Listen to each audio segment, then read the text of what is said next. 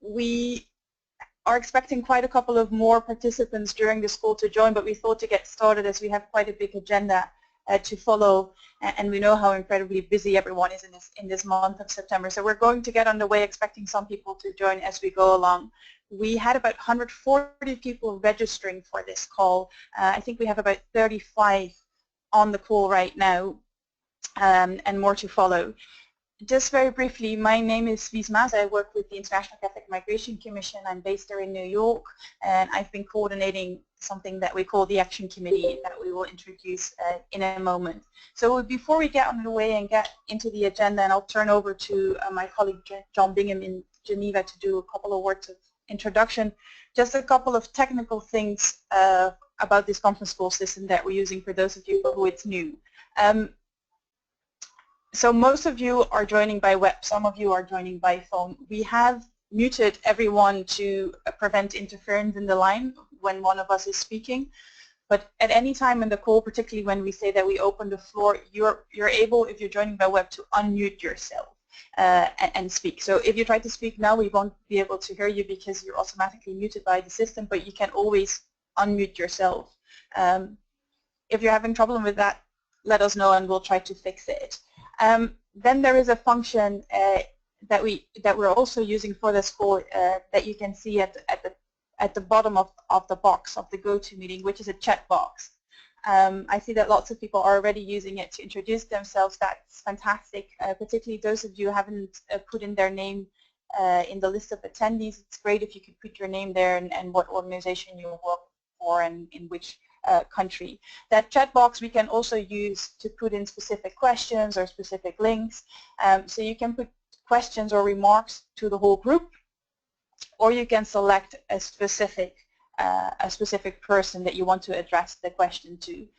So later on, when we'll have an open discussion and open up the floor, you're absolutely free to just speak and see if you can get the floor, but probably it would be best if you could just write in the chat box that you would like to say something, and then we can assign you the floor. I think that's it for the technical system, but again, if there's any question, just let us know. You can always email us, or you can use the chat box and then just choose organizer instead of everyone. So that's it for an introduction. I'm going to turn over to my colleague in Geneva now for a couple of words of introduction, and we get underway. Thanks. John, thanks very much. Thanks, Wies. The sound is good. I'll just do 4 minutes of introduction. Welcome to this seminar on the summit that's just 7 days away from us in New York, the Summit on Addressing Large Movements of Refugees and Migrants. This is the second webinar that we've done in the last few months on this summit. When I say we, it's the Action Committee, this self-organized group of about 22 civil society organizations around the world, active, half for the most part with refugee protection and half for the most part with migrant rights, and several in both directions. But an action committee of civil society organized by the ICFA, the International Council of Voluntary Agencies, and I'm happy to say I think Melissa Patati, the new head of policy, or the promoted head of policy of ICFA, is on the line, active in this committee from the very start, and going to give us a presentation on the refugee-focused aspects of the summit's outcome documents. So Melissa, welcome and thanks for the partnership. Also, the NGO Committee on Migration in New York, our second partner in convening the Action Committee, Eva Sandus of the NGO Committee, from the start, working with this Action Committee and ICMC. So I'm John Bingham. I work in policy at ICMC. The rest of the names of the full 22 organizations on the Action Committee are on the website, and I'll give you the address now. It will be in the chat box in just a moment. But the special civil society website that we civil society practitioners and advocates organized ourselves for all of us on this summit is refugees, in small letters, refugees-migrants-civilsociety.org.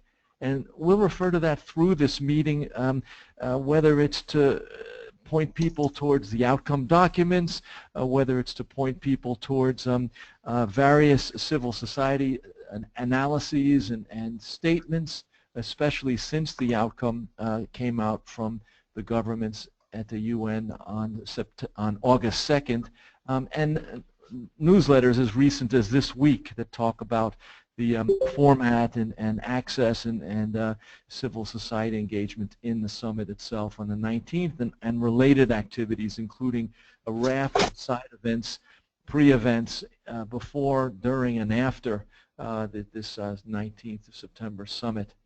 We'll, I think, present most of this meeting in English. I know we've got quite a few people from Francophone countries, maybe some Hispanophone as well, and others. I think French is probably more possible, as well as English. We've mentioned we're over capacity on this call. I don't know what the total number will be, but people were calling up as recently as a few minutes ago asking to join in. We've got people from a range of 40 countries, north, south, east, and west, every region of the world.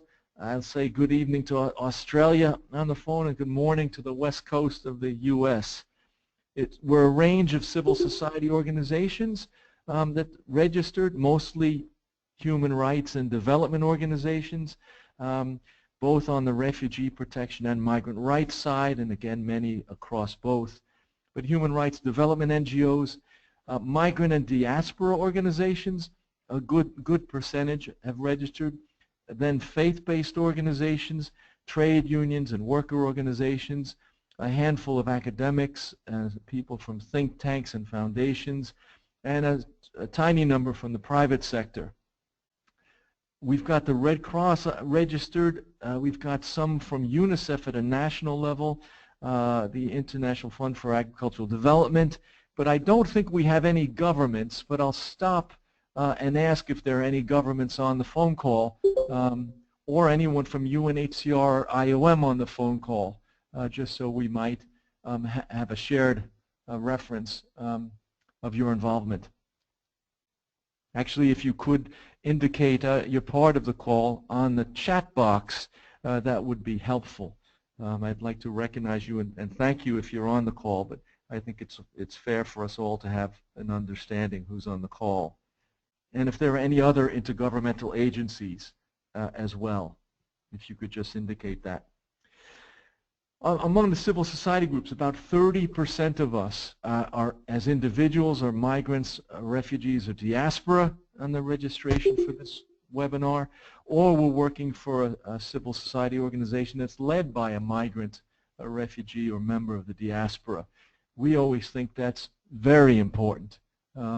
When we say, as so many of us in civil society, that all these processes should involve not just civil society, but in particular migrants, refugees, and members of the diaspora themselves, we're pretty serious about that. I think that's a broad commitment by us all. It also is something we should say with some authority for the lived experience, and not just the spectator aspect of this, or even the activist aspect. There's a central lived experience of these challenges and successes in large movements and other movements and so on. We're practitioners and advocates, so it's a mix. We see the agenda today. I know we're looking for a kind of a structured update for information sharing about where things are with the summit, with the outcome document already prepared, the program already organized for the 19th of September. I don't think anyone's going to try and say everything. I think again and again we'll refer to fuller presentation on the, especially the outcome documents in the website. I know we've got Dabby Brown of the NGO Coalition on called Interaction to give us an update on what's happening the day after the summit, September 20th, when perhaps there's, well, not perhaps, there's clearly the very first test of where states and UN and other agencies and perhaps civil society need to go concretely forward to make some of the commitments from the 19th of September start to really happen. So thank you, Dabi, for joining us. Melissa Patati will give us a similar presentation on the refugee aspects, as I mentioned, more on the outcome of September 19th. And then I think we finish up with a more or less free exchange of advocacy on advocacy thoughts and strategies. Again, here there's plenty of perceptions and reflection by civil society groups already on what's in and what's not in the outcome documents available on the website. But we should look at advocacy for the 19th and perhaps briefly the 20th of September, and for the first 100 days through the end of this year for taking the outcome and whatever is in it, or we can still get from it, forward. So Weiss, the great Weiss Moss president in New York and carrying so much of this, back to you.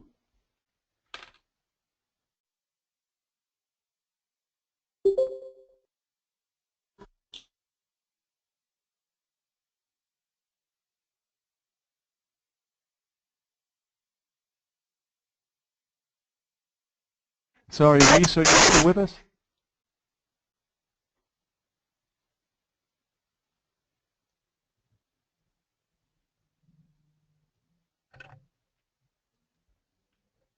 Emer, is our sound on, Emer? Hi, yeah, John. Visa's just having some trouble with her internet at the moment, so I think she has a backup phone line on just in case she was struggling with her computer. So, Visa, I don't know if you can hear us, but we can't hear you, unfortunately. So maybe you could switch over to a phone line? Yes, sorry, Emer. Can you hear me now through the phone line? We can hear you perfectly now. Thanks, Visa. I'm so sorry about that. Sorry for that technical hiccup. It should be fine from now on. So yeah, thanks a lot, John. Thanks a lot for that introduction and for introducing the Action Committee and the agenda that we have ahead of us. Just need to fix one more technical thing here.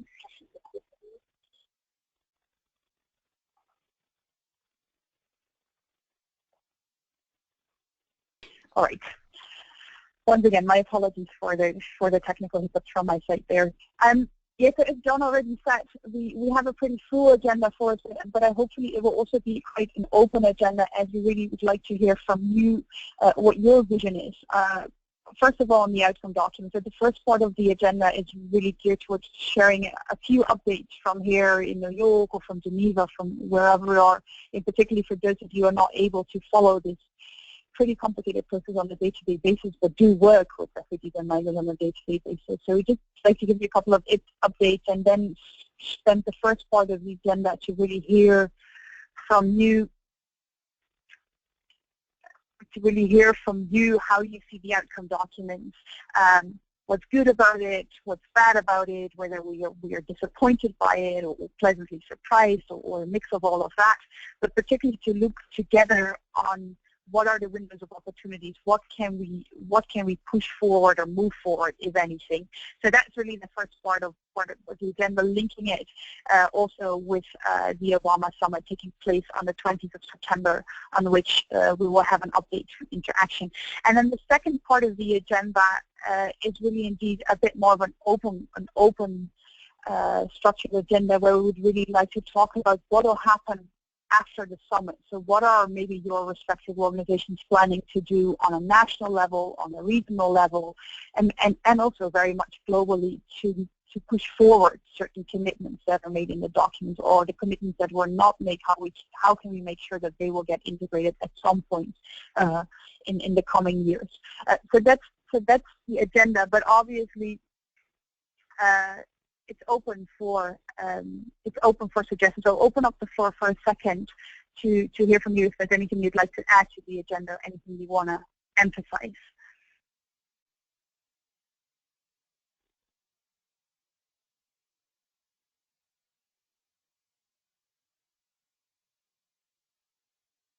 Hi, Weiss and everyone. This is Ben here. I'm not sure if you can hear me because our internet connection is quite bad as well. But I'll just add quickly, it would be great if anyone has any further clarity yet on access to the UN grounds and access to the various roundtable events on the 19th. That's still a bit in the air in my own mind, although perhaps I've missed something.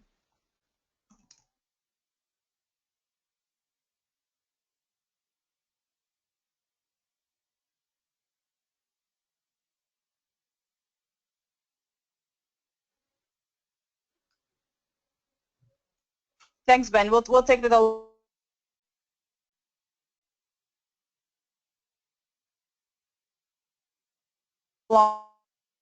even though we.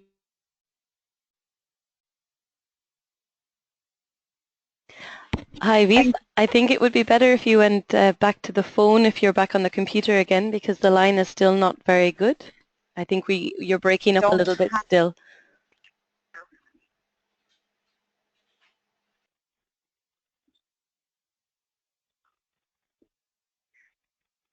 Yes, Ima, I'm back on the phone, and I'm so sorry for that. And thanks a lot, Ben, for that. We'll definitely try to give an update on accessibility of civil society in the summit, even though we also don't have a lot of clarity there. Others to add something to the agenda?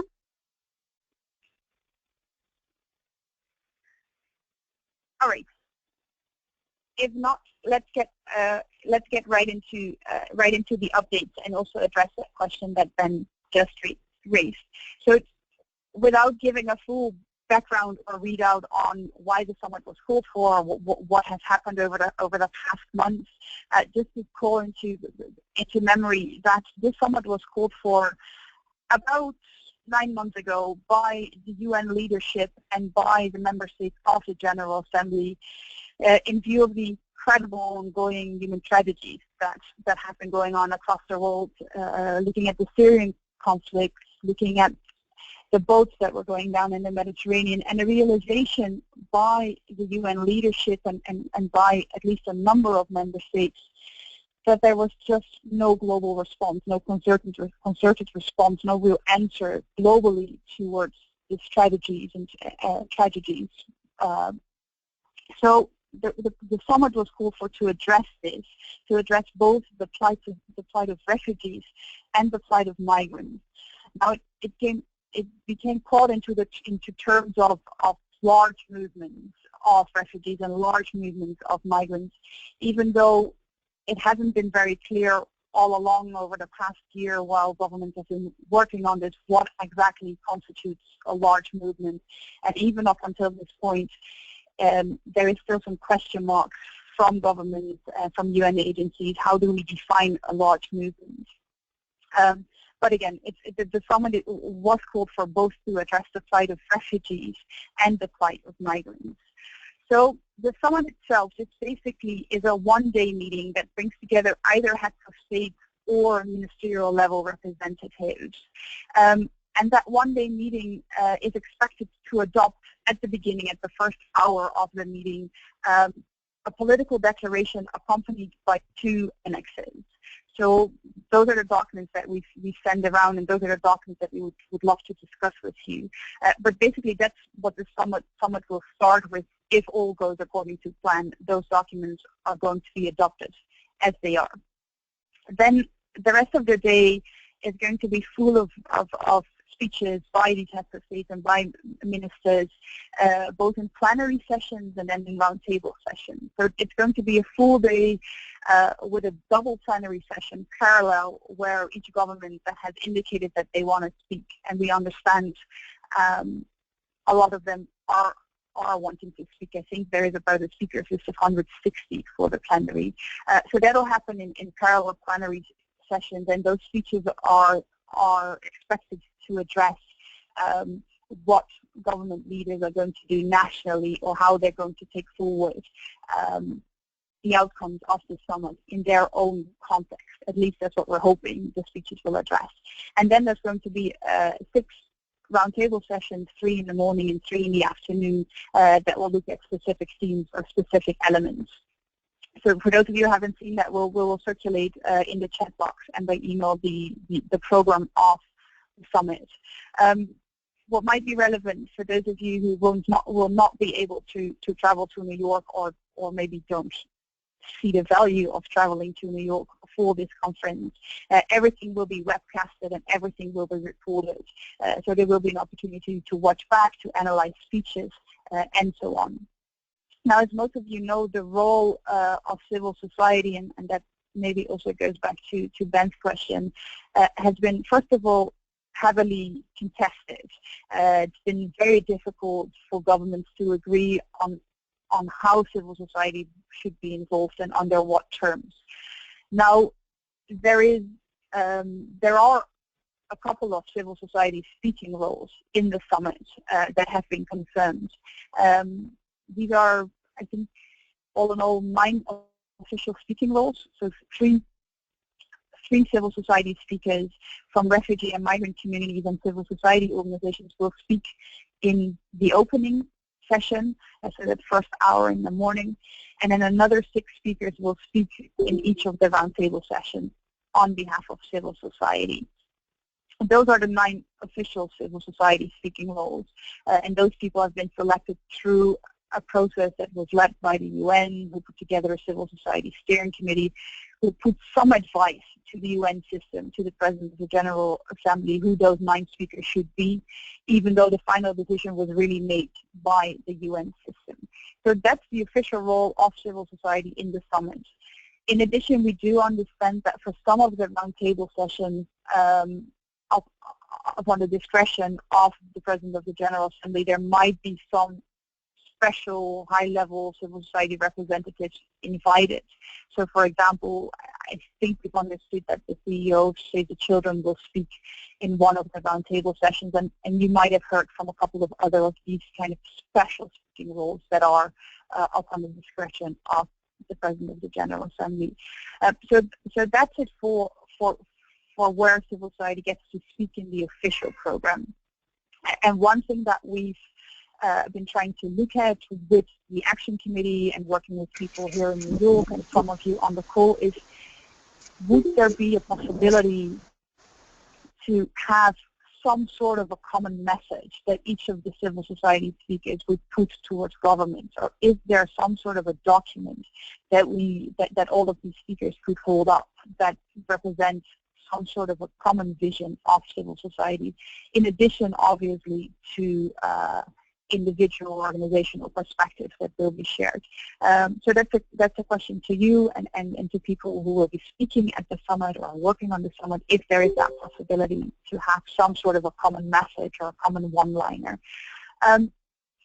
Then getting back to Ben's question, the attendance of civil society is much wider, in the sense that, I guess that's sort of good news. Everyone who had applied to participate in the summit from an organization that's ECOSOC accredited has been granted permission to participate.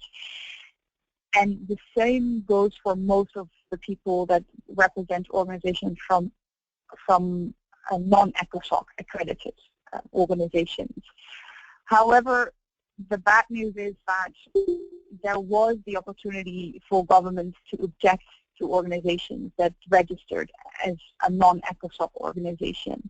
And we've come to understand over the last week and a half that 7 objections have been made by 2 governments in particular. It seems to be that both Morocco and Kenya have been objecting to the participation of certain civil society groups that, to the best of our knowledge, are very genuine, well-organized, good civil society groups. They're not non-civil society. So a lot of us within the civil society movement or movements are quite upset about this, about the fact that governments can do this, can object to organizations, and that they're not making it transparent as yet why they have objected to these organizations, on what basis.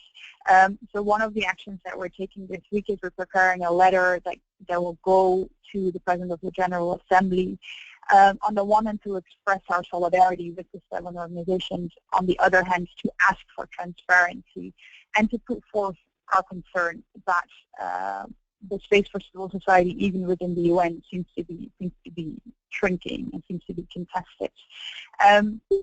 But then going back to Ben's question, and where there is not a lot of clarity because the security will be really high, because there's so many heads of state coming and so many bigger government delegations.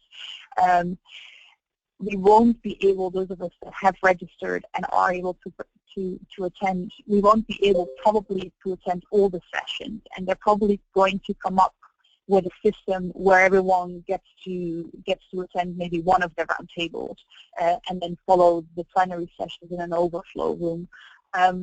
So I know many of us are waiting for news from the UN system as to which sessions can we actually participate in or actually attend. And I'm unfortunately have no further information on that yet, but will do my best with a couple of others here to get that information to you as soon as possible.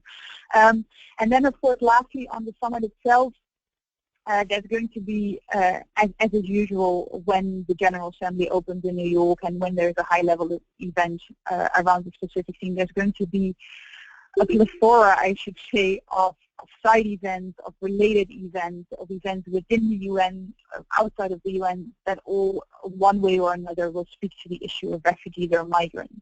So what we've tried to do is put together an overview of the various side events that we've heard of or that we've known of, just as a service to you to make some sort of a sense of all the different things that are going on.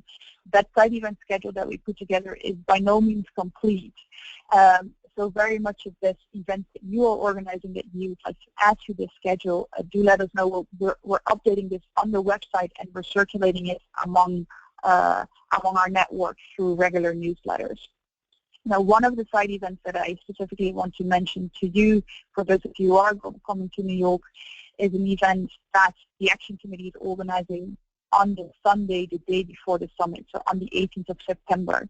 We did something similar in July, where everyone who came to the hearings, we asked them to come a day earlier if they could, to have a couple of hours only with civil societies to strategize on what our messages are at the summit.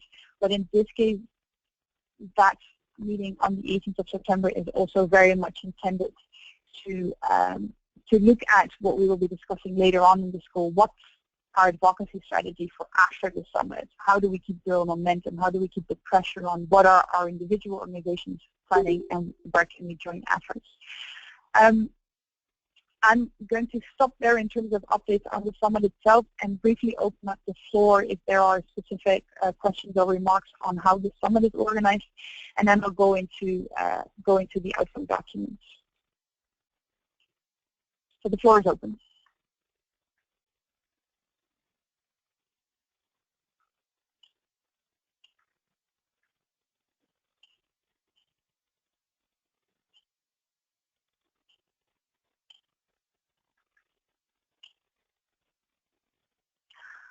All right, if there's no specific questions on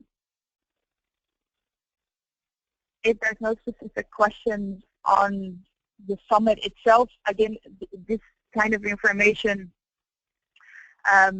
we're also trying to circulate by newsletters. Or if anything was unclear, feel free to drop us an email at any time. But any time during this call as well. Feel free to pop in questions or remarks on how the summit is organized. One specific question I see in the chat box is how the summit on the 19th actually links to the Obama summit, and also the question of whether civil society can participate in the Obama summit. We'll get to that in a moment, and we'll ask Interaction to share a bit of information on that to the extent that it's available. So let me briefly go into the outcome documents that are supposed to be adopted on the 19th of September, and where we are, and then I would love to open up the floor and get your perspective on these various outcome documents. So as most of you know, and it's typical UN style, the outcome documents that are going to be adopted on the 19th of September have already been negotiated. They've been negotiated over the course of June, but particularly July, in what was an incredibly tense and incredibly short time frame. So these negotiations were led by two governments, two co-facilitators, namely Ireland and Jordan, who tried over the course of that month of July bring together the various, often quite conflicting perspectives of member states. And in general, maybe I should say that for UN standards to negotiate a document on such a high level that's supposed to be adopted by ministers and heads of state, it's very unusual that the time frame is so short. So a lot of governments or people within the UN system that we've been speaking to over the last weeks, to whom we've been expressing some disappointment about the outcome document and sort of the lack of teeth and the lack of operationability, would say, well, but that was expected because the time frame was so short, and we cannot negotiate a more concrete or tangible document in such a short time frame. And this is why we have the next 2 years to further work out the various agreements. So having that said, there's going to be 3 documents that will be adopted. There is a political declaration that puts out a set of principles and commitments for refugees and migrants together, and then specifically for refugees and specifically for migrants. And then there's going to be 2 annexes that are attached to that political declaration. So the first annex is called the Comprehensive Refugee Response Framework. Now, originally, that annex was supposed to be called the Global Compact on Responsibility Sharing for Refugees. Later on, there was a lot of discussion about the concept of responsibility sharing, with a group of governments not wanting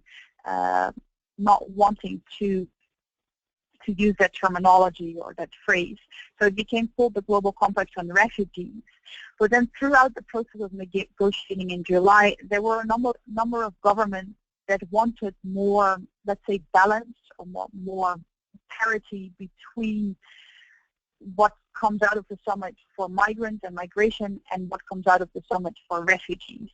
And thus, it was decided that a Global Compact on Refugees will not be adopted at the summit, but that there's going to be another 2-year process for a Global Compact on refugees to be negotiated or to be, well, maybe Melissa can say a little bit more about that, because it's not entirely clear how the Global Compact on Refugees is going to be different from the document that will be adopted at this stage. So that's a Comprehensive Refugee Response Framework. And then the other annex that's going to be adopted is a roadmap, some sort of a roadmap towards a Global Compact on safe, regular, and orderly migration, which will have a 2-year process to it as well, and it's supposed to be adopted in 2018. Now, many of us have been following the process quite closely over the course of June and July, and tried to influence what the documents would agree to, what commitments would end up in the documents. I guess to some success, some of the paragraphs that were initially quite weak or not up to par with international standards, or not specific enough, were changed because civil society put forward specific proposals. But then on the other hand, a lot of the document got actually very much watered down. There was a lot of initial or final discussion in the last weeks, where a lot of the commitments that were initially made were watered down with phrases adding stuff like "as appropriate," or "we will consider to do this," or "as applicable," which brings up a question like how useful is this document if a lot of these paragraphs in the document are phrased like that. I guess the most contentious issues were for governments to put in the outcome document were questions around the inclusion of internally displaced people. And you will notice if you read the document that they've been by and large left out, IDPs. So there's 2 paragraphs that do refer to IDPs and that there is need for some sort of a review process, but there's no commitments to it because governments couldn't agree on that. And the other quite bizarrely big point of contention, and I'm sure that some of the people on the call, Ben and David Children, can say more about that, was a big discussion about the phrase that dealt with children in detention for immigration purposes, where bizarrely there were a couple of governments that did want to have in that document, in the outcome document, political declaration, that it is sometimes in the best interest of the child to put it in detention for immigration purposes as a measure of last resort.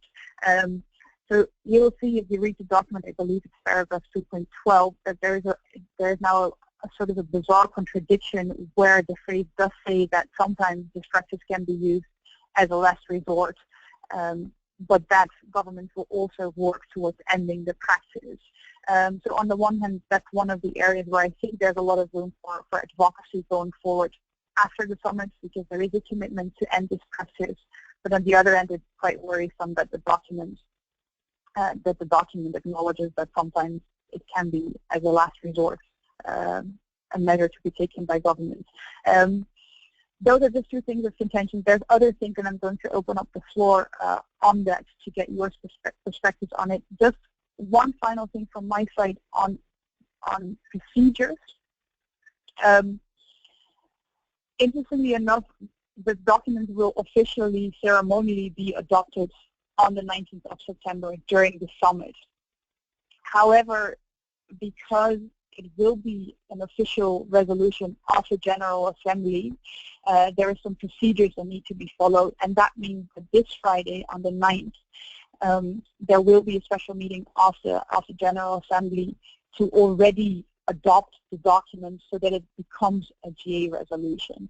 And part of the reason why they do this before the summit takes place is that it might be that certain governments want to put on the record that they're agreeing with this document because it's being adopted by consensus, but that they would like to put on the record that they have certain reservations or certain difficulties with certain paragraphs. So it's not expected that the document will be reopened for negotiations in any way this Friday, because that would become very difficult to have a final document by the 19th. But there is this meeting of governments and the President of the General Assembly this Friday in New York to go through an official adoption procedure. And some of us will be going there, so we can definitely give you a readout of what happens there afterwards. So I'm going to leave it there and open up the floor to ask your perspective on to the extent that you've been able to read and process the outcome documents, how you feel about it, what's good about it, what's bad about it, and how we can move forward. What are the windows of opportunities? So I'm going to open up the floor. The last thing I should say is that I think that many of you have already or are preparing joint statements or organizational statements to do a response on the outcome documents. We've been trying to collect all the statements that are already out there, both on that website that's been mentioned, as well as on the newsletters that we're circulating. So if you have a statement that's not been circulated yet that you would like others to be aware of, do send it to us and we'll try to put it online. So I'm going to open up the floor now to get your perspectives on the outcome documents, and also to share anything that I might have forgotten that's important for the group to know. So the floor is open. Hello, this is Luke Brown here. I'm representing One. Thanks very much, Emer, to you and to the organisation for your work. It's been brilliant, and the information flow has been fantastic as well. I just have a very quick query about next steps. Essentially, regarding the legality or the extent to which this document is actually binding. My understanding is that because it's sort of on the one hand a GA resolution and on the other a political declaration, it's more or less not legally binding in simple terms. And connected to that, the fact that the Global Compact, which is being developed, will ultimately be annexed to the UN High Commissioner for Refugees report, means that that will also be similarly not particularly binding. So I just wanted to clarify in my own mind, is it essentially what we have a document that, regardless of its content, has as its main value the fact that it carries political and moral weight rather than anything legal. Thanks very much.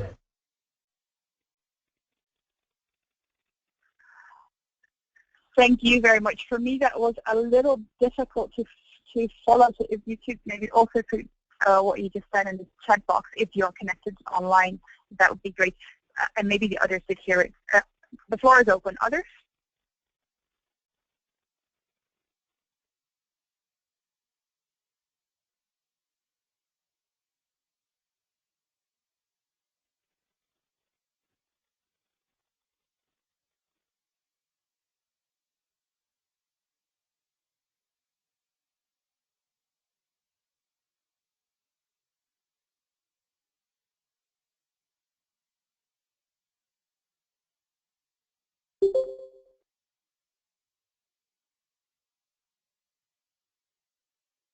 Hi, Lise. I'll chime in just because I hear a lot of silence right now. This is Ben again. I hope I'm not cutting anyone off because, again, my internet is a bit patchy. But just a bit of an update on what's happening around the child immigration detention piece, which you covered very nicely in terms of how that was negotiated and what some of the concerns are about the language. Moving forward, there is, and I shared some details about this in a previous call, but for those that are new, there is an interagency working group on child immigration detention that sits in Geneva and involves 22 organizations, half UN and regional human rights mechanisms and treaty bodies, and then half civil society organizations. And we are planning a roundtable, a high-level roundtable event on the 20th of September, together with UNICEF and the Special Representative to the Secretary General on International Migration, Peter Sutherland, where we're inviting a very limited number of states to come and have a discussion about how we operationalize the commitment that was made by states to work to end the practice of child detention. So we're inviting a number of states who have shown some real leadership on the issue, both in the negotiations process, but also at the New York and Geneva levels, as well as the state capital levels in implementing alternatives to detention for children and families, for example. But then we're also inviting those particular states that lobby quite hard against the language around ending child detention. So Canada, Norway, the EU, and the United States have all been invited as well. So trying to bring both our allies to the table as well as some of those that express some real concerns about ending detention of kids to start a multi-stakeholder process or dialogue around ending child detention. So again, that's a invitation-only event because it's very limited seating at UNICEF. We have only space for around 20 to 25 total participants. Right now we have very high-level ministerial or ambassador-level commitments from a few states, and we have very high-level commitments from our UN partners. So we're looking forward to seeing how that roundtable event goes, and we'll report back to this group and others that are interested in hearing about the outcomes.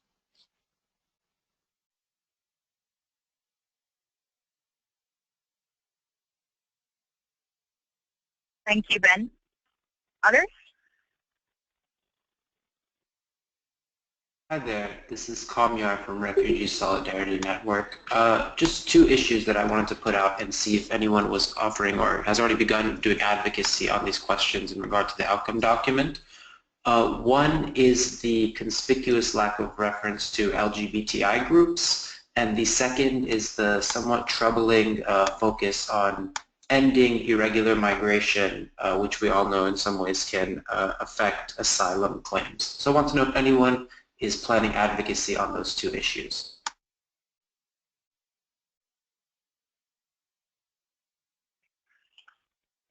Yes, great questions, and there is some information to share on that, and I definitely invite others on the call to also weigh in on that. Others?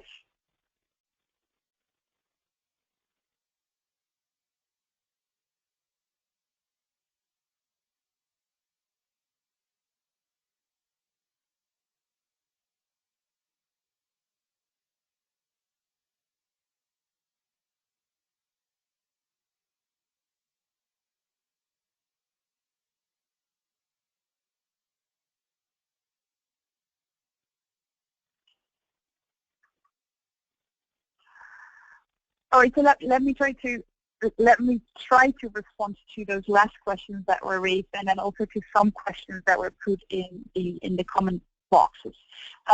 So yeah, the absence of a reference to LGBTI groups, that was definitely a point of discussion, although not.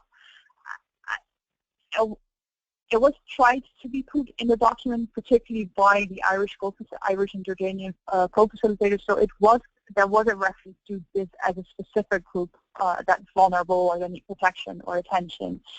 And then there were other member states, and I guess you can guess which ones, that didn't want those groups to be mentioned there. And in the end, I guess the co-facilitators decided that they didn't want the document to sort of get filled on that issue, and they decided to take it out and to take even, although I don't remember which ones now, but to take out the mentioning of other vulnerable groups as well and just keep it more generic. But it was definitely a point of discussion and contention, as it always is in the UN, and something to worry about and to keep pushing for. The reference to ending irregular migration,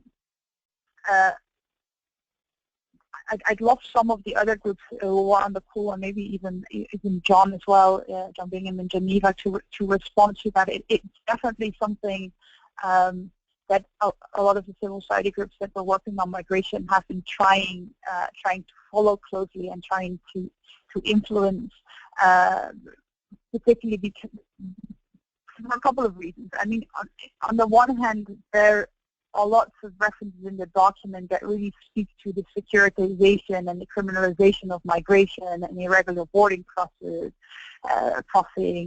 and sort of preventing that type of mobility. So on the one hand, civil society groups have been trying to influence that because it doesn't fit well with this whole idea of, first of all, creating safe and legal pathways and being more open to migration, and also the whole rhetoric around trying to combat xenophobia and racism. And so that was one angle that civil society groups worked on, but obviously the other angle very much has been that irregular boarding crossing sometimes is necessary if people seek asylum in the absence of legal pathways, or even if there are legal pathways.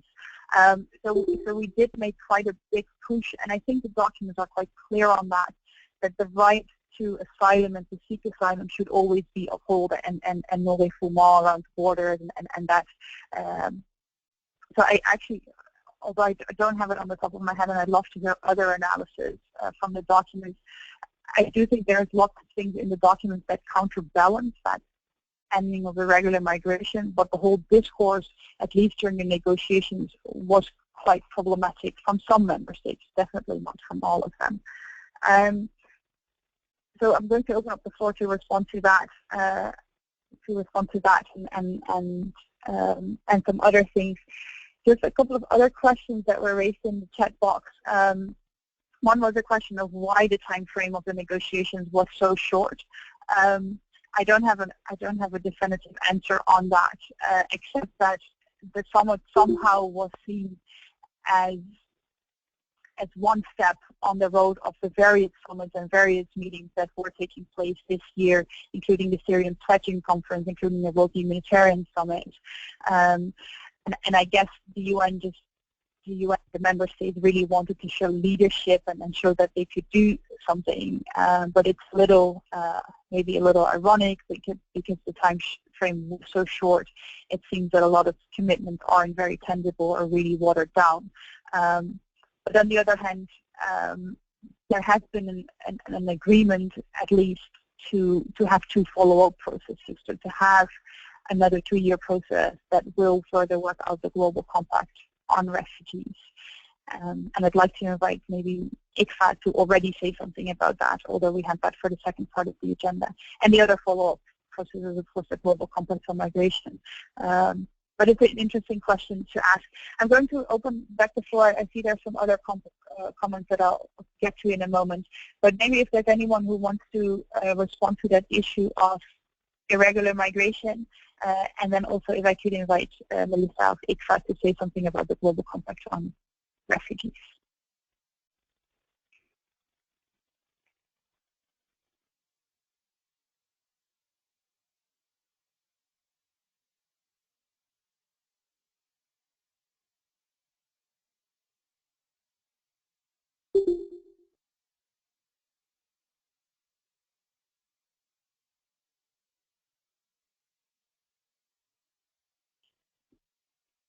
If there's no one on the irregular migration issue, then maybe Melissa, if you would already want to come in and say something about the Global Compact on Refugees and how you as ICFA and your members see that document, that'd be great. And otherwise, we'll leave that for the second part of the agenda. Melissa?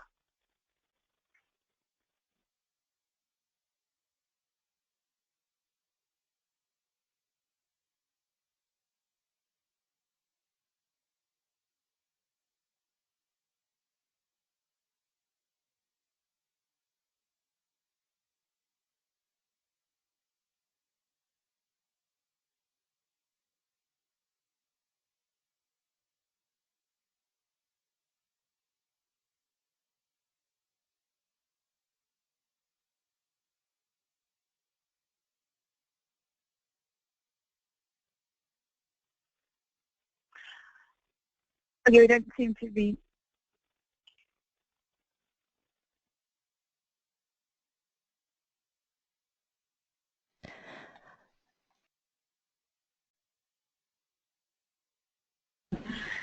Can you hear me now? Hey, Melissa, is that you? We couldn't hear you for a little while. But now okay. Okay, I'm using Sophie's computer, so now that's better. I would say that for the first time ever in history, the General Assembly is bringing together heads of states, heads of government, to discuss large-scale movements. So number one point is this is a historic opportunity, and we want to galvanize around this historic opportunity to make some progress here. And because we have the largest number of displaced persons since World War II, we were really hoping for a refugee compact that would have very concrete proposals to depart from the status quo and actually enable a more effective response to displaced persons. And I think you've seen Amnesty's press release after the outcome document came live. We're quite disappointed that there is no real refugee compact that's agreed. It's now called a framework, and there are a lot of questions about what is the status of the framework. So I'll tell you what we know and what we don't know.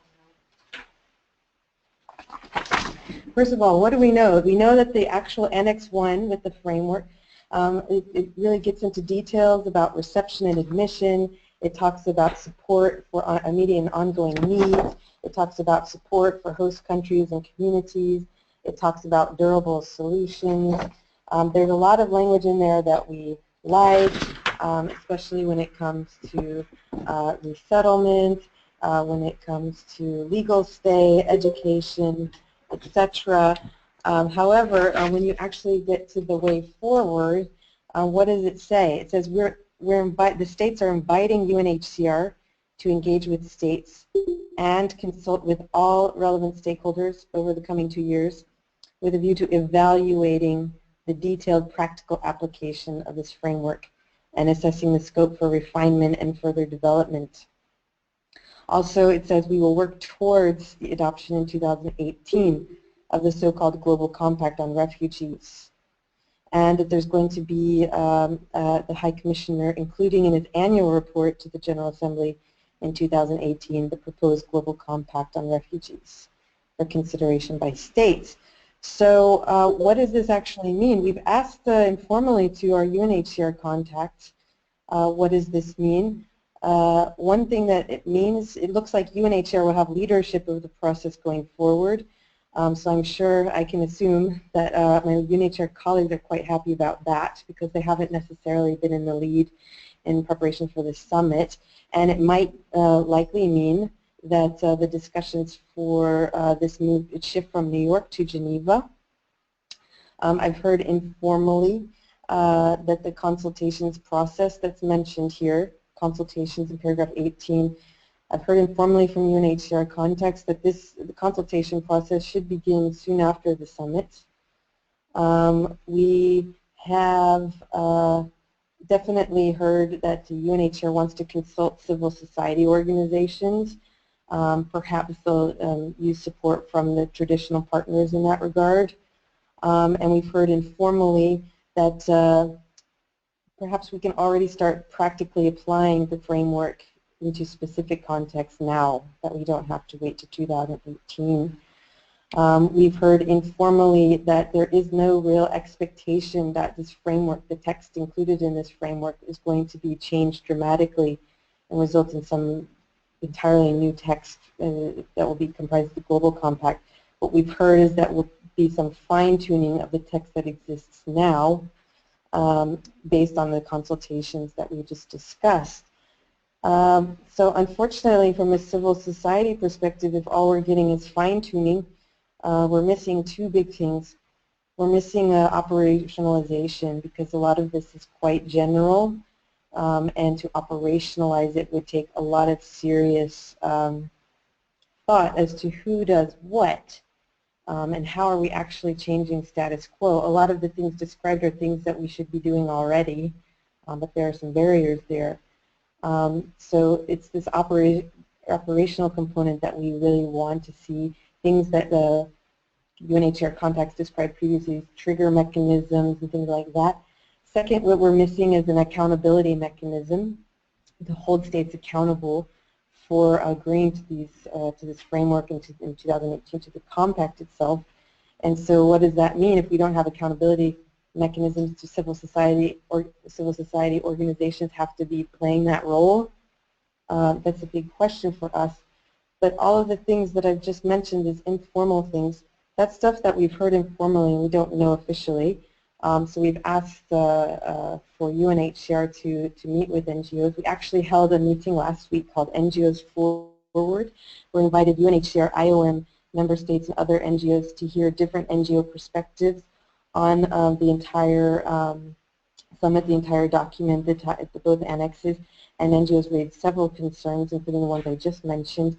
And UNHCR and IOM were only able to give preliminary feedback to say that they hear the concerns, but they both felt it's too premature to say anything definitive until after the summit.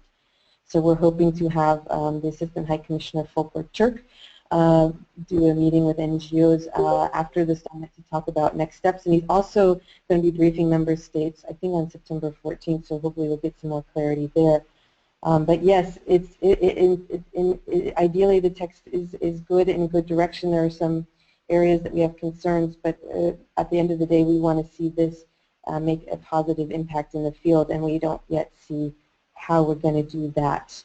Hopefully we can work together to make it happen. Is that what you need, Weiss? Did I leave anything out to those colleagues who've been following the Refugee Compact?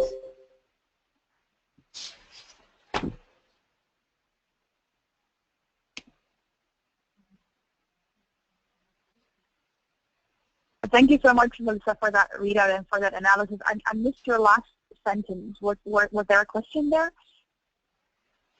Yeah, I was just opening up if any of those of my colleagues who've been following the Refugee Compact discussion thought that I got anything wrong or that I missed anything, welcome to jump in here.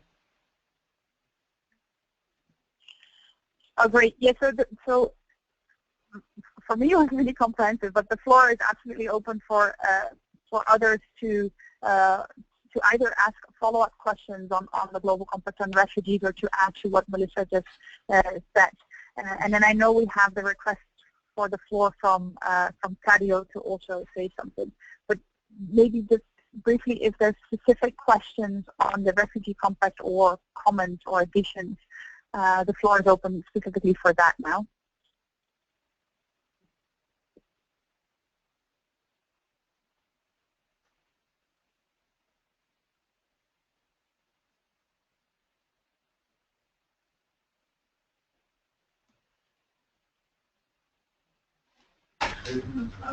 Hello, sorry, it's Luke Brown here again, Apple1. Thanks very much, Vanessa. Can I just ask, are there any natural markers in terms of dates that will govern the process over the coming months? I'm thinking of the UNSG's report to the General Assembly, forthcoming UN High Commissioner reports as well, and so on. So I'm just wondering if there are any kind of markers that UNHCR has signalled that they'll be using to try and, convene consultations around. Thank you.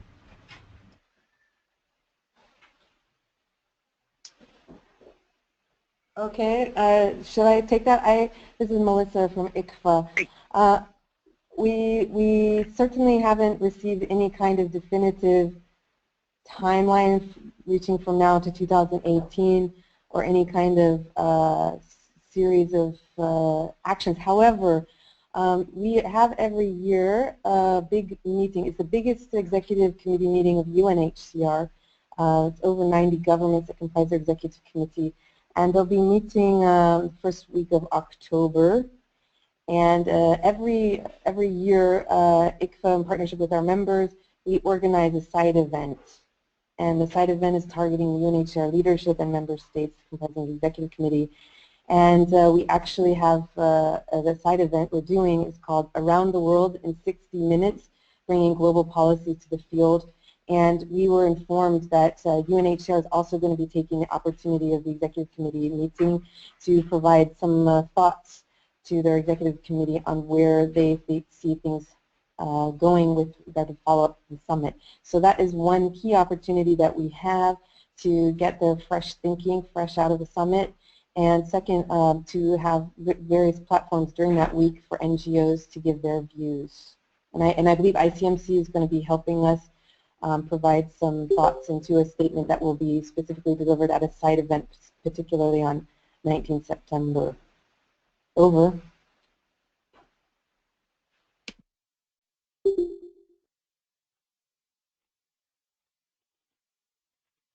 Great. Yeah, and going back to that last question, I think generally that's maybe one of the most important questions that we need to ask ourselves as NGOs and civil society, both for the Global Compact on Refugees and the operationalization of the Comprehensive Refugee Response Framework, and how it will be applied to existing, current, and protracted refugee situation. What's the timeline, and where can we link to that timeline? So that's definitely something that the colleagues who are working in Geneva with UNHCR are meeting about. We are doing also a follow-up here in New York to get a better sense of what are the milestones planned from the UN side that we can link to or have to pressure on. The same goes for the Global Compact on migration and the next steps there, even though the procedure or the process is a little bit clearer in the sense that as it looks from the outcome documents and that Annex 2 on the Global Compact on Safe Migration, this will follow a little bit more of a, let's say, a traditional UN trajectory where there's going to be the appointment of two co-facilitators somewhere in the course of this month or maybe in October, to two governments, two ambassadors likely here in New York, who will then be tasked with negotiating a resolution that sets out the modalities for what a global compact on migration is, what it should look like, how it will be negotiated, whether there will be regional consultations, how civil society will be involved. So this is something that is really going to run on the Global Compact on Migration side of things after the summit is over, and specifically at least for the first month here in New York. So that's something for those of us who work on migrant rights and workers' rights and migration more generally to keep our eyes on, with the follow-up process on the Global Compact on Refugees to be expected more immediately to go back or go to Geneva for its operationalization and follow-up. I'm going to respond to one more question I had in the chat box and open up the floor to Cadio, who wanted to say something. And after that, I would like to invite Debbie Brown from Interaction to say something about the summit that's taking place on the 20th of September and its linkages and follow-up. So the question that was raised in the chat box is whether there's been an attempt to identify more clearly what a large movement is in terms of quantity or criteria, and then whether there was any discussion about the fact that it says very clearly in the beginning of this document that that the document or the summit does not cover regular flows of migrants. So in terms of quantifying the large movement, I don't think there's been any attempt on that. And there was a lot of discussion and question marks. So how do we identify when a large movement is taking place and when we have to do a comprehensive response plan, for example? But there just was no agreement on the definition, and I think the only reason why they've kept that reference to large movements is that the government wanted to indicate that this summit is not being called for to look at, for example, individual cases of asylum of people that look for that leave their country for political reasons, but there isn't like a bigger number of people leaving. But it's strange that it's not further defined or further put on. And there were lots of questions from governments that actually would have rather not have used that large movement part of it and would just like to have had a summit on refugees and migrants. And if you read the rest of the document and if you read the various commitments, it very much speaks to any type of movement of refugees and migrants. It does speak to the institution of asylum. It does speak to regular flows. So it's a little bit weird.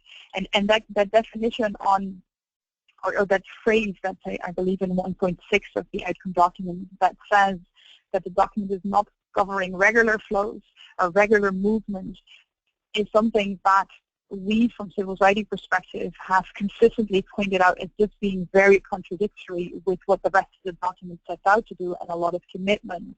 And we raised it at several times with the co-facilitators and with various member states, but for some reason the co-facilitators or the member states didn't see this as a contradiction or as a problem and decided to keep that phrase in.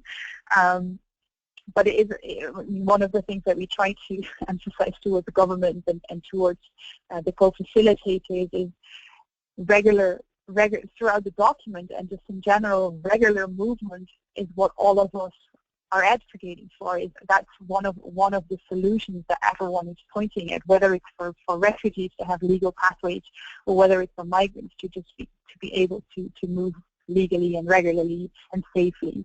So yeah, it's just a strange contradiction in the document, but that was more from our civil society perspective that we felt that way than that the government seems to feel that way. So the floor is open for Cadio, if you would still like to make an intervention, and then we'll go to Dabi. And please feel free to continue put questions in the chat box, and we'll try to get to them throughout the rest of the webinar. Cadio? Hello? Yes. Hello? Can you get me? Yes, please go ahead. Yeah. For me, I would like to actually address the issue of this giving naming, the naming system, that's to say the migrant, the refugee, let's say the asylum seeker, or what we call expatriate.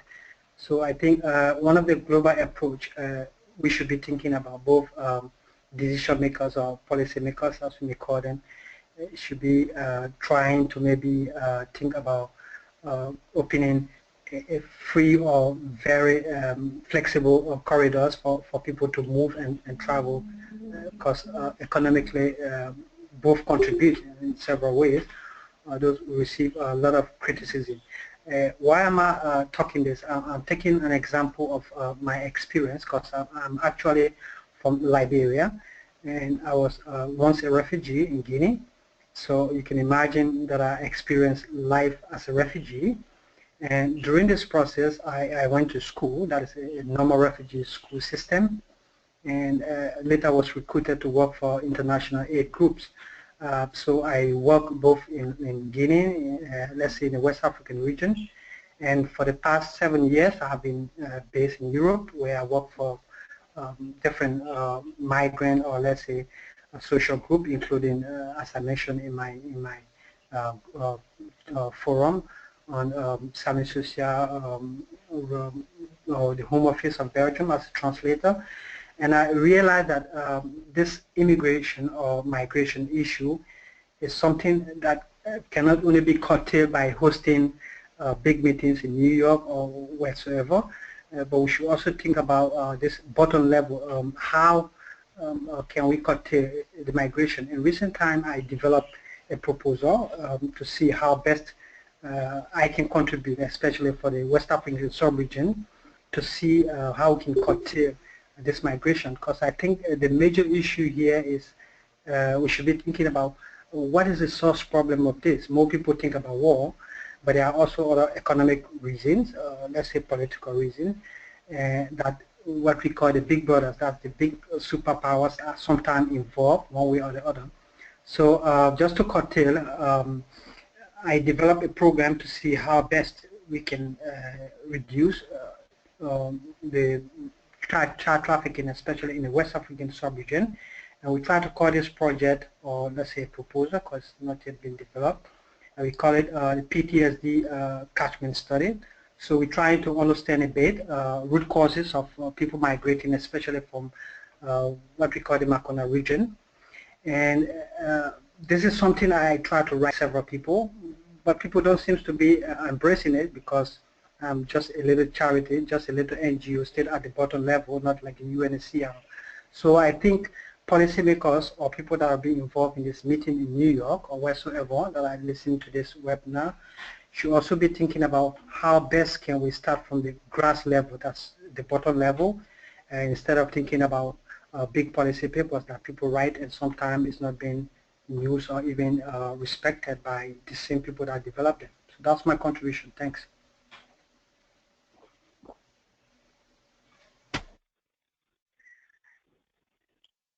Yes, and thank you very much for bringing us back a little bit.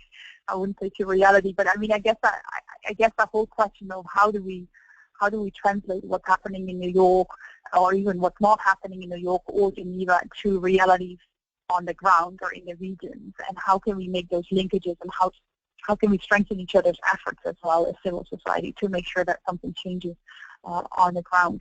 I'm going to open up the floor now for Dali Brown from Interaction to give us a little bit of a background on that other summit that's taking place the day after this UN summit that deals specifically with refugees. So Dali, the floor is yours.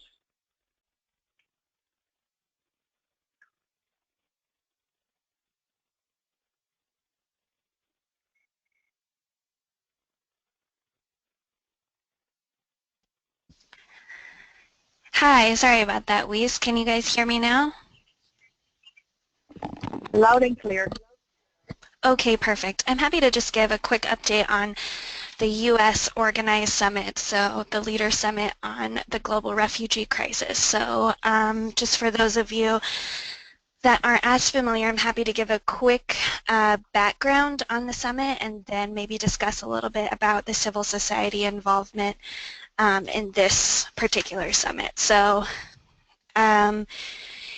this summit is only focused on refugees, so it does not include migration, and the way it was envisioned by the U.S. government is just to include states. So it's only for government representation with the idea that you pay to play. So basically, states are asked to offer commitments in 3 areas defined by the U.S. government, and if they make commitments, then they get to attend. So what we know is about 30 to 50 states were invited. Unfortunately, I don't have the list of which states will be attending, but just to briefly give an overview of the commitment areas, for those that aren't familiar, there's 3 that they were looking for commitments in. One is related to funding, particularly to UN humanitarian appeals. So they were looking for new regular contributions from 10 new countries and then at least a 30% increase in financing for the global humanitarian appeals. The second area is around expanding resettlement and other legal channels for humanitarian admissions. And then the third area for commitments was around facilitating refugee inclusion and self-reliance. And this is, in particular, is focused on increasing the number of refugees worldwide in school by 1 million and the number granted the legal right to work by 1 million, and looking for at least 10 nations to strengthen their refugees policies and practices to help meet those goals.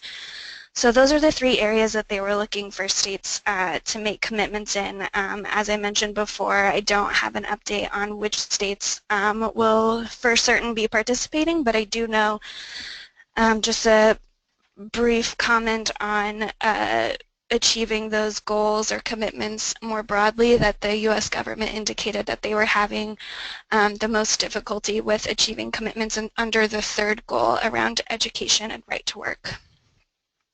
So now moving on to civil society involvement. As I mentioned before, this was envisioned as more of a closed process, so it wasn't originally inclusive of any representatives beyond the government level. But the U.S. government had reached out to Interaction a while ago asking for us to organize a pledge, which we had done before on other issues such as food security. Basically what they wanted us to organize was an NGO commitment of private resources towards humanitarian funding, which we agreed to do, but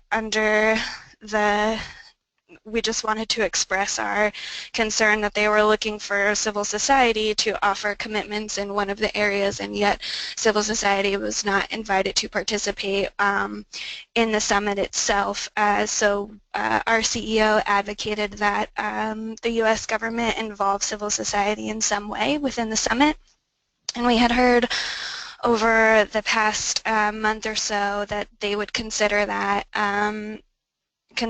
request, and actually just today I have some information that I can share with you that there will be civil society attendance at the summit, observer only, and what I have heard is that the U.S. government will be inviting 2 or 3 civil society representatives per each country that has made commitments and will be in attendance.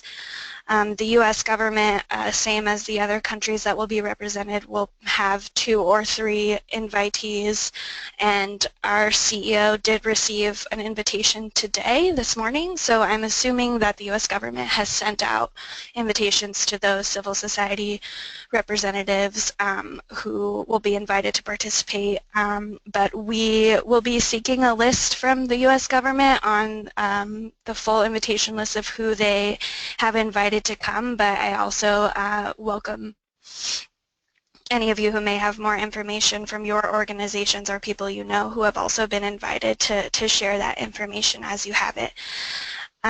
So beyond civil society participation, the U.S. government has also invited corporations to participate, as they have also asked corporations to provide commitments towards these goals as well. I don't have much information on which corporations will be participating, but I think that they have received commitments from 31 corporations, ranging from the big corporations down to the small, but I'm not sure if that means that there will be 31 corporate representatives participating in the summit, or those are just the ones that have made commitments. I don't have clarity on that piece of it.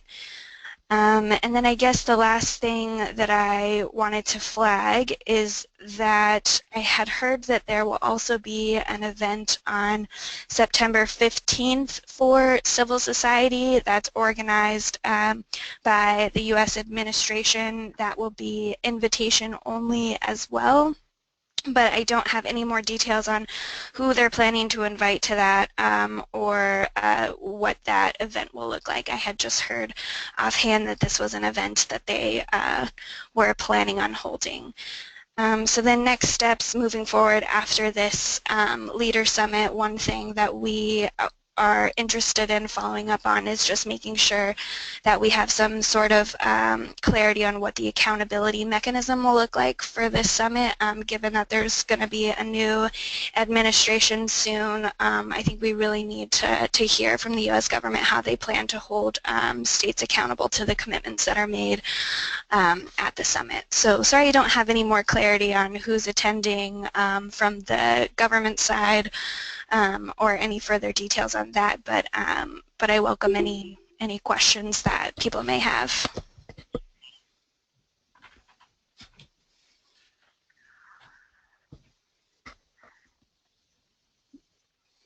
Thank you so much, Gabby, for that super helpful full readout and all the information that you do have.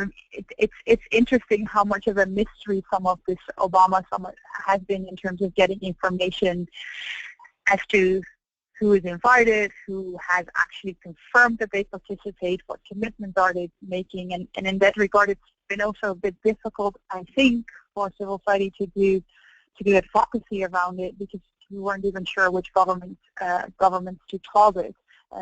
But you and your group have been doing a lot of work around it. So I don't know if you would want to say also some more about how civil society has been trying to advocate towards the Obama administration in particular to influence this. And then if there's someone from Save the Children on the line, I'm not sure you are. I know you've also been doing quite a lot of reach out to various capitals to work with these governments that probably have been invited. So if there's further information on the advocacy that civil society has been doing, that'd be great. And then maybe one question also in terms of follow-up, Gabby, that I don't know if you've got any sense of this or anyone else on the call, is whether you have the impression that this meeting is a one-off meeting with one-off commitments that might or might not have some accountability mechanism within the U.S. administration, or whether there's a possibility for follow-up, and whether there might be a similar summit in a year or 2 years from now. And I know that's something that some civil society groups have been advocating for, and for example asking the government of Canada whether they could host a next one to have it more of a process and not a one-off meeting. So any further information on that from you, Gabby, or from Save the Children? Great.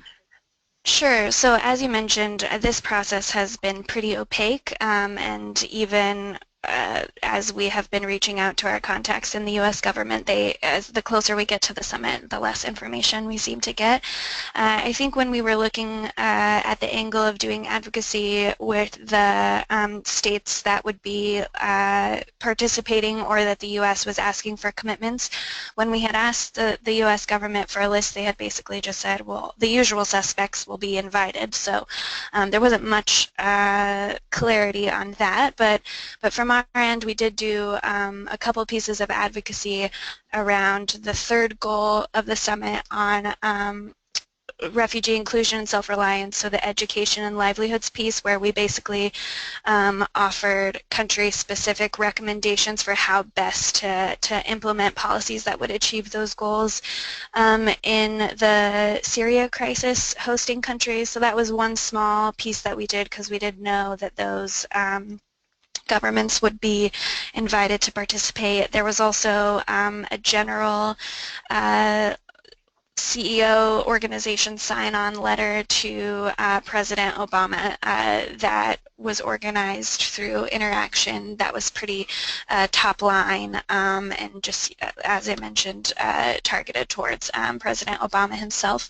And then on the follow-up piece, yes, there has been a call from civil society to have maybe a 1 year out follow-up to this summit, as you mentioned, hosted by Canada, was an idea that was raised. This is something that I know has been presented to the U.S. government from different NGOs and organizations. This wasn't something that they had originally planned, but we did present it to them as an idea and a way to follow up given the changeover in the administration. So yeah, not much more to add beyond that.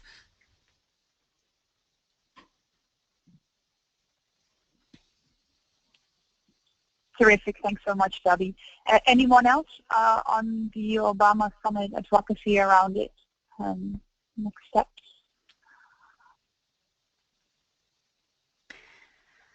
And just responding to a couple of the comments that I see in the chat box, I work for Interaction, which is the US-based NGO coalition based in DC. So our CEO, Sam Worthington, will, as I mentioned, is one of the invitees to the summit. And to my knowledge, I think it is a closed-door event that I don't believe will be broadcast publicly. But that's just what I've heard, no concrete confirmation on that.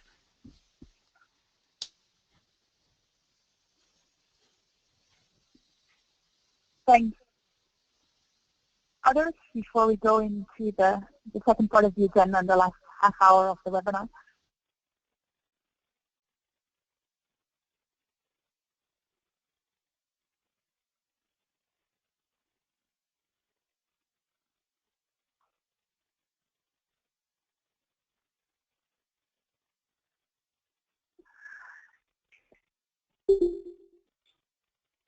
Okay, so well, thanks again, Debbie and Melissa and everyone else who provided us with all these updates and information.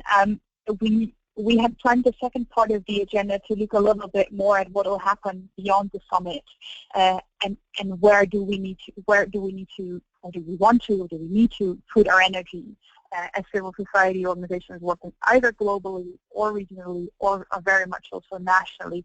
A lot of it we've already been covering throughout the first part of the call, but it would be great if we could spend maybe another 15 to 20 minutes to discuss anything that you're either planning as an individual organization to do after the summit to make sure that there will be follow-up, that there will be accountability, that commitments will be implemented. And I know several organizations are either planning campaigns or projects. So that would be great to get a sense of that. But then also particularly, of course, it would be interesting to see if there is any efforts that we could work on together or keep each other informed on. So as you will have seen in the agenda, we've put four elements that could be considered in terms of advocacy or follow-up, or that might be a logical sort of way of structuring follow-up. But that's by no means an exhaustive list or a list that's very thought out. It's just the various elements where we thought, working with the various organizations in the action committee, there seems to be room to work on making sure that this summit and the compact processes actually do have ramifications on the ground and lead to a better situation for refugees and migrants.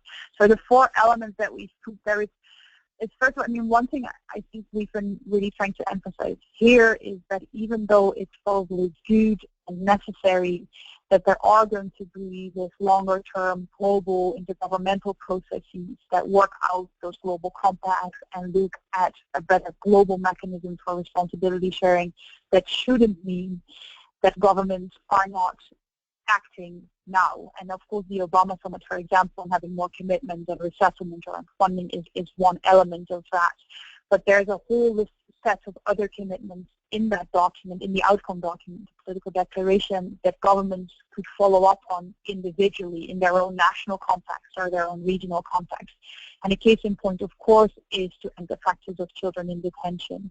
But there's also a whole range of commitments on having better border policies and training your border guards to actually adhere by human rights standards and doing an overhaul of immigration policy. So there's a whole list of things in the outcome documents that national governments are following up on. So it would be very interesting to hear from you who are working on the ground and maybe also work with you to see if you're planning to do any sort of national follow-up or national planning. And one thing we could ask, and I'm probably planning to ask national governments, is to make some sort of a national action plan or plan of implementation on how they take the conclusions of the summit forward in their national context. So that's one area of work. The other two areas of work is what we've already been discussing in the first part of the agenda. It's very much how do we follow up on the global compact on refugees. How will that take shape? What's the role of UNHCR? What's the role of member states? But also how do we see to that comprehensive refugee response framework actually gets applied and operationalized already to current refugee situations, or protracted refugee situations, and that's not going to wait for another 2 years, even though there isn't a satisfactory definition of what global responsibility sharing means or how it works in practice. And the same goes for that follow-up process on the global compact. On migration, that I've just already talked about, where there's going to be a more of a formal UN General Assembly process that we would probably want to influence and want to follow. And then I don't know how much of a priority that is for the various organizations that are on the call, but one of the outcomes of the summit that at least seems to be hailed as a big success by the UN itself, as well as certain member states, is the fact that there was a universal agreement and no contention at all about having a global campaign that would speak out against xenophobia and speak in favor of inclusion, and that campaign would also have national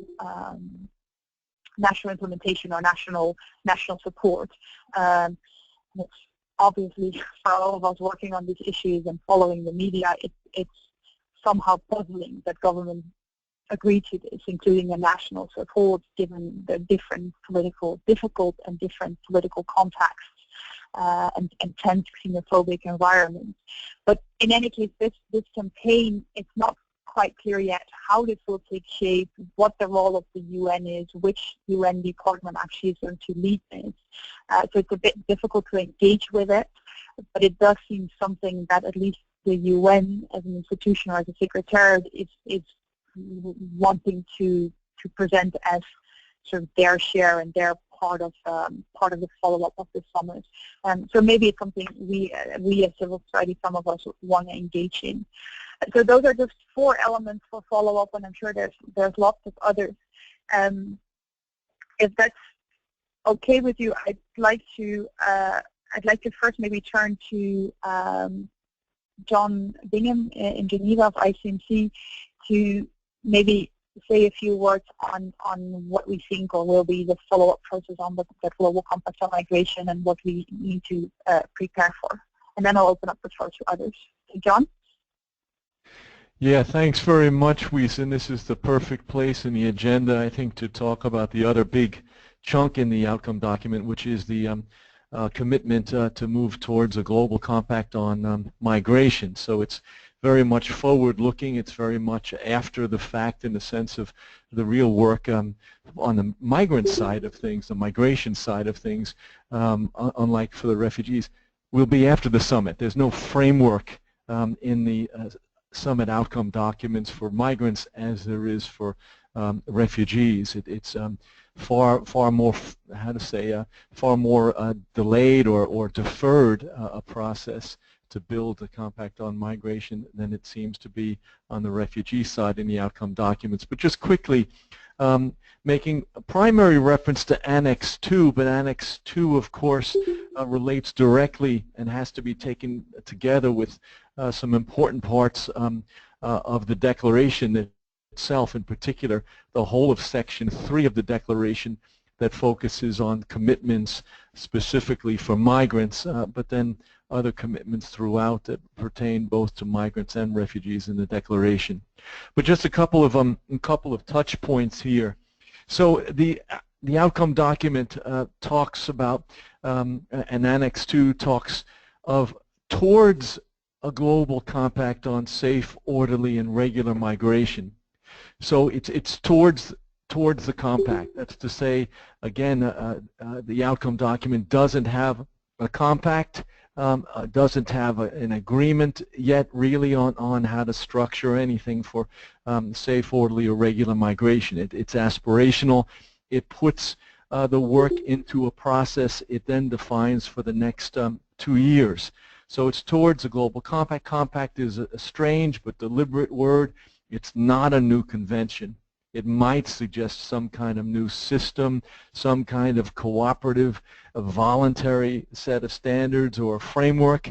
Maybe it will bring to mind some similar work that the ILO, for example, did a few years ago in 2005 when they created an important but also voluntary multilateral framework for labor migration after a long process in the ILO, long important process. So here they're talking about building a compact. They're talking about safe, orderly, and regular migration. So some questions from before. This is absolutely intended to look at regular migration. There's a list of all types of phenomena of migration. It's not just about large movements.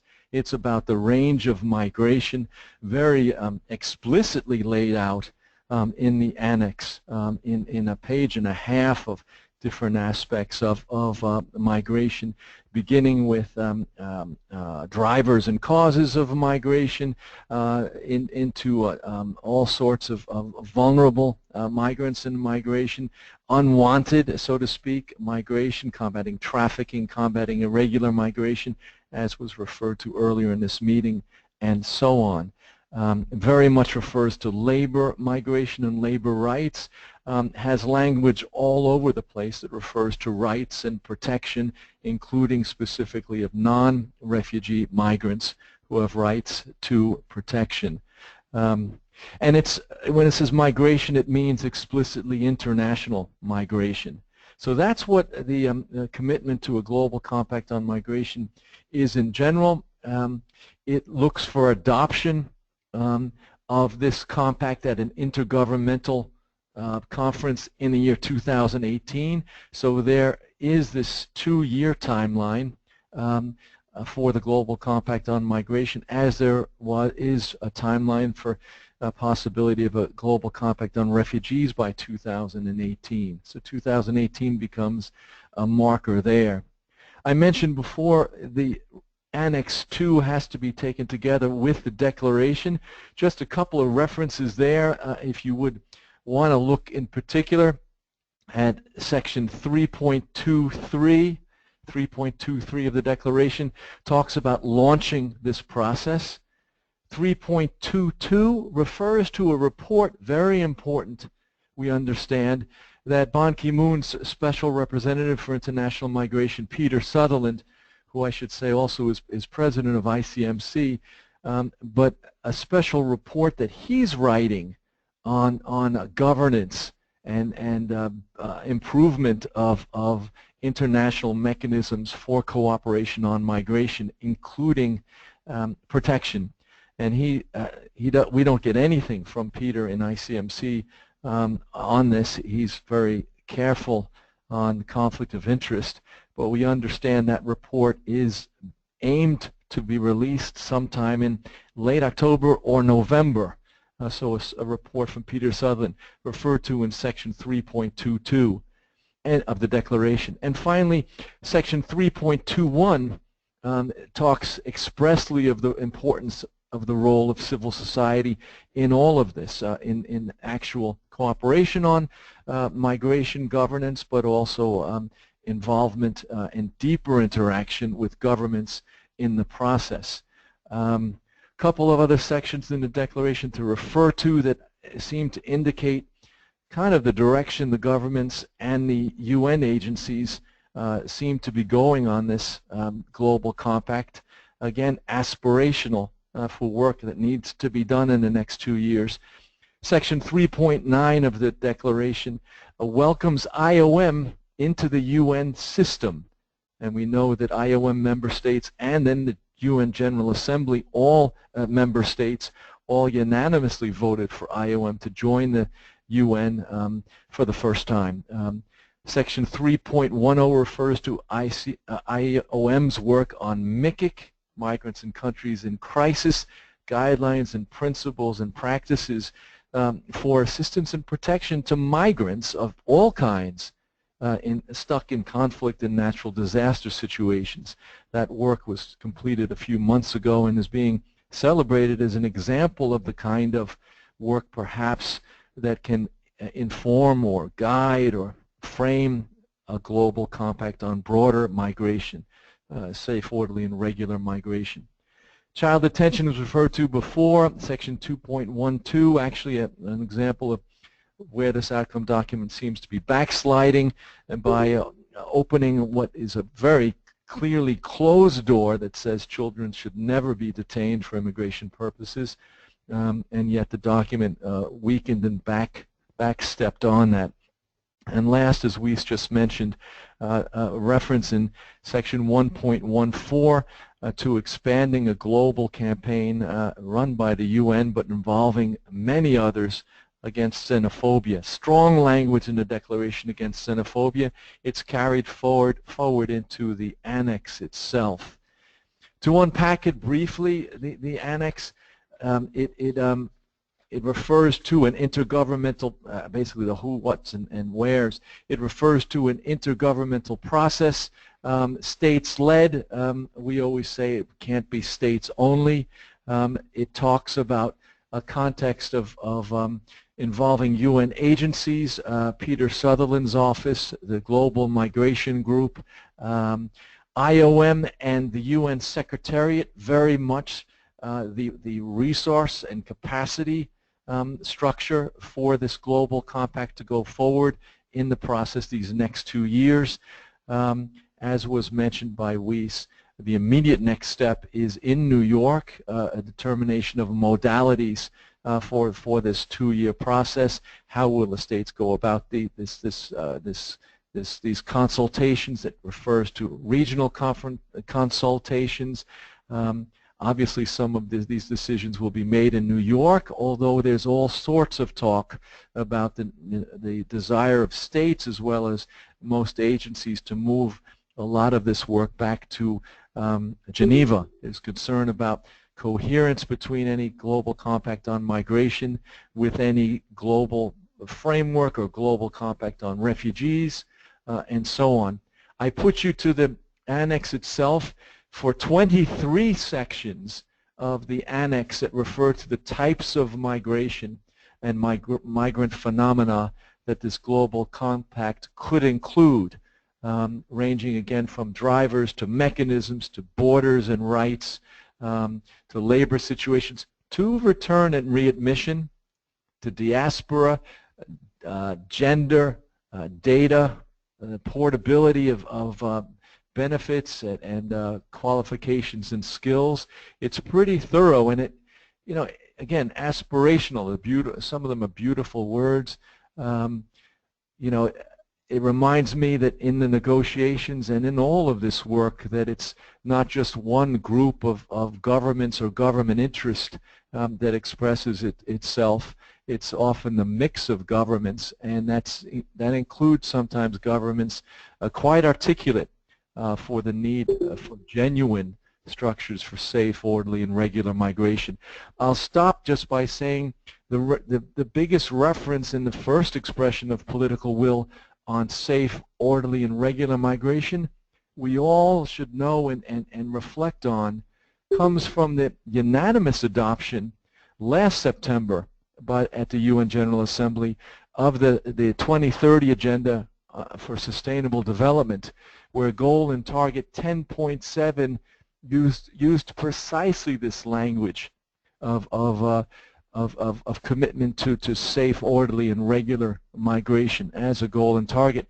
Except there, they said, let's work at this over 15 years.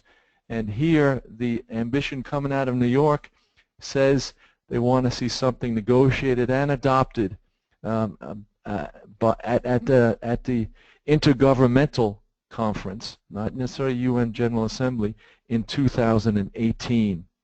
So the NGOs have done a lot of analysis so far. In particular, a lot of our colleagues in the Global Coalition on Migration and others, ICMC is a member there, statements on the website that we referred to before, and further statements and advocacy coming. Thanks.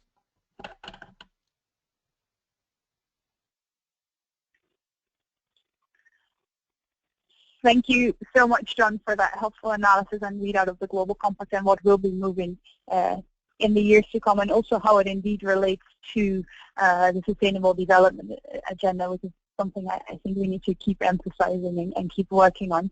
I'm mindful that we only have 10 minutes left on the webinar, and I know that a lot of people will have to step out or have been stepping out.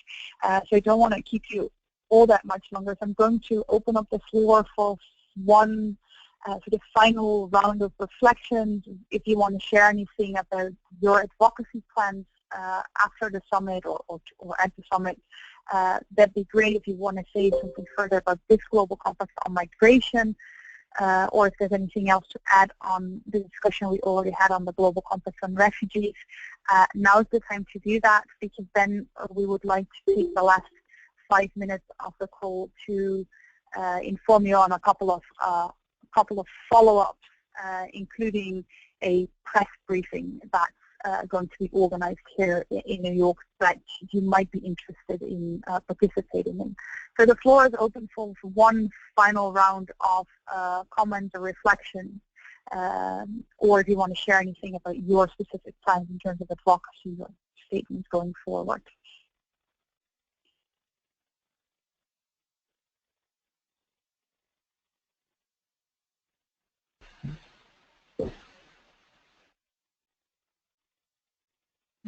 Melissa here, did you want a little bit more from ICFA? Hi, Sophie. Yes, please go ahead.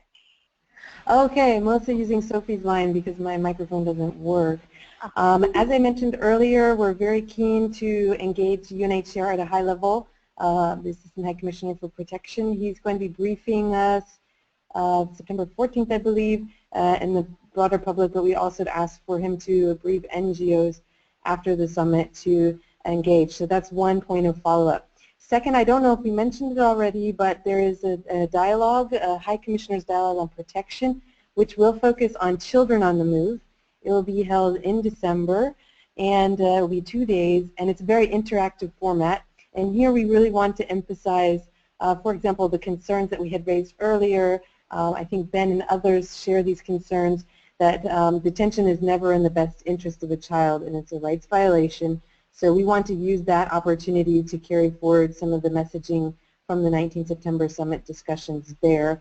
And then we have 4 points a year where we as NGOs can give our suggestions to UNHCR management and member states and their governing board 4 times a year. So we'll have that opportunity to follow up the summit. Over.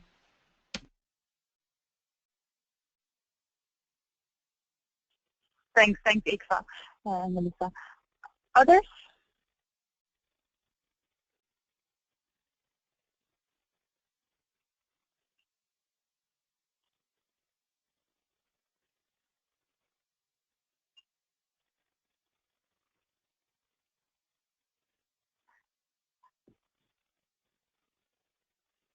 All right. If not, let me go to the last part of the agenda, which is basically where we'd like to share with you a couple of next steps, immediate next steps that we are taking or other people are taking within the NGO community that you might link with. Maybe first of all, I should say that we've been trying to do these kind of webinars. We had one earlier, and we will definitely do one after the summit, but we might try to do them even more regularly. There's an appetite to keep each other informed, to inspire each other, and to basically share intel and information on what's moving and where we can, as civil society, influence the different processes. So it's not a firm commitment that we're going to do this every month, but we certainly will be planning to do one in October after the dust of the summit settles down a bit, to talk further on the various follow-ups of the summit. And then obviously what I already mentioned in the beginning of the call, but one opportunity that's coming immediately ahead for those of you who will be traveling to New York is to come and join us at that meeting on the 18th of September on Sunday from 9:15 until 1:30, where we will also do a civil society advocacy strategy meeting on what will be moving and who will be working on what. So you're warmly invited to join that meeting, but please do register because there are going to be quite heavy security protocols in place at that time.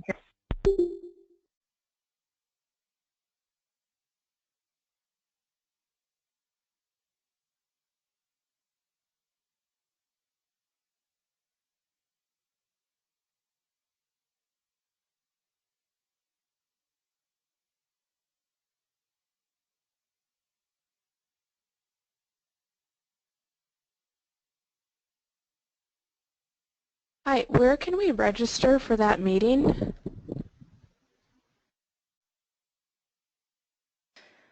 Hi, yeah, I'm just going to put the link in the chat box now. I think we've lost Vise, so maybe we'll just give her one more moment to try and log in again, so we can get back on track. But one moment and I'll put the registration form into the chat box.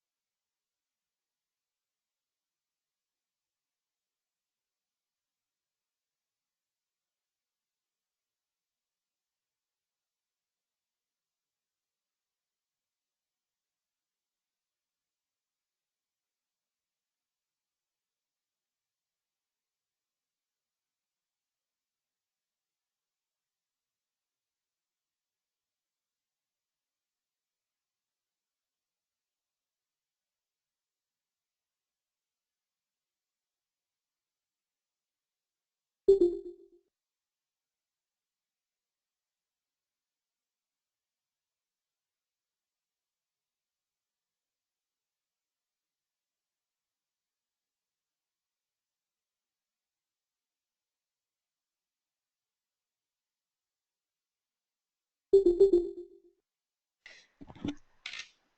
I think we've lost Vise.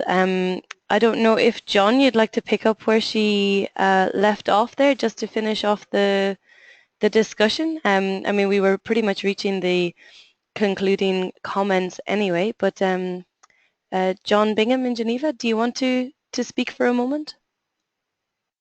Yeah, sure. Just to, I can open up the floor, but I think the approach in New York is very much to do what we can inside, but in a very tightly formatted and scripted theater of one day of high-level governments all over the place. Whatever we can do, in the common messages, whatever we among speakers, whatever we can then carry forward in corridor talk and with the pre and side events for that matter. I know we've made reference to an effort on the day before, on Sunday, to come together in New York to try and organize whoever is in New York as civil society for those common messages, possibly with some kind of insight, inside effect. We'll have a media moment and all there, if possible, maybe online media briefing, efforts at a Twitter storm, and so on, social media and blogging as well with shared messages. But a lot of the work, really goes forward from there. So a lot of the thinking we will have to do, and maybe the subject for the next webinar is, what do we do in the next 100 days? There are 102, 103 days through the end of 2016.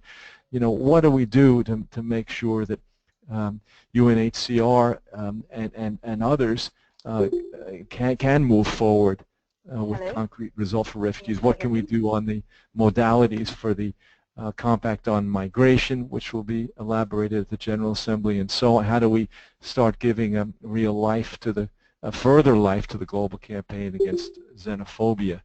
So the real work starts, of course, for the refugee side immediately on the 20th of September, but for all of us, these next 100 days will be really critical to take the words and do something with them. Hi, can you hear me? This is Lauren Hartnett from Oxfam. Yeah, go ahead, Lauren. Okay, hi. I just wanted to jump in because we only have a few minutes left. Just what you mentioned on the media front, I wanted to share that we are organizing a happy hour with media, and we'd like to invite this group to join if they're interested. So it'll be on Friday the 16th from 4 to 6, and we also are going to be kind of organizing a conversation at 3 p.m. before to kind of talk about, because I know everyone kind of has different experiences with media, and especially with the UN Press Corps. So we are inviting everyone to come together for a conversation about that, and then the opportunity to meet with UN Press Corps and other reporters who will be in town. So those details are still firming up, but it will be somewhere near the UN, Midtown East, somewhere so kicking off at 3 p.m. for the kind of a media conversation, and then 4 to 6 with journalists. So I've submitted that information, so hopefully that can be added to that schedule. And if anyone wants to RSVP, they can shoot me an email, and I can put that in the chat box right now too if you'd like a little more information about it. That'd be great, Lauren. Thank you very much for that. Others? Sure.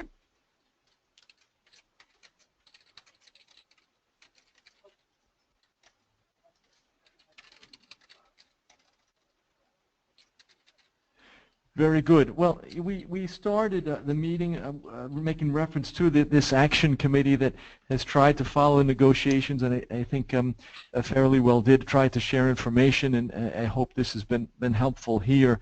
One last kind of tool that the action committee is almost ready to go out with very consistent with other documentation and positioning from the beginning of the negotiating process for the outcome document by the states, is something of a joint statement and even a scorecard, kind of a collective scorecard in which you know, the action committee that has followed negotiations, but you know, the group of civil society organizations looking at all of these aspects we've discussed today and possibilities maybe going forward, might at this moment you know, put forward something of a joint statement, kind of an assessment of where we think this process has gotten us, looking back at some of the baselines that we had put forward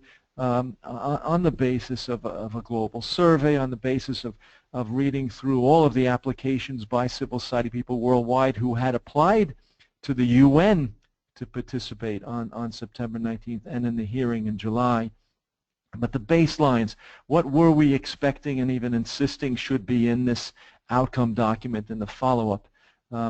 In just before the outcome document was finalized, in the final hard negotiating the last week in July, the Action Committee came out with a set of 5 kind of central tests for what we thought the outcome documents should present and commit to.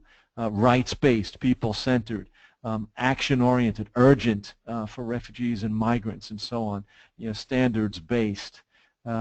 And so the Action Committee has had a couple of meetings in the last few weeks saying, let's do an assessment. Let's do kind of a, you know, not a post-mortem, but actually a, you know, a checkup on how this outcome document measures compared to some of those baselines. So a joint statement with a simple scorecard which tries to unpack in this 20-page or whatever 20-page document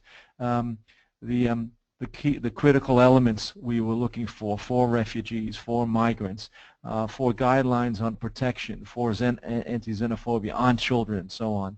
So we'll be coming out with that, I think, with a broad invitation for others who might want to sign on and express their own assessment.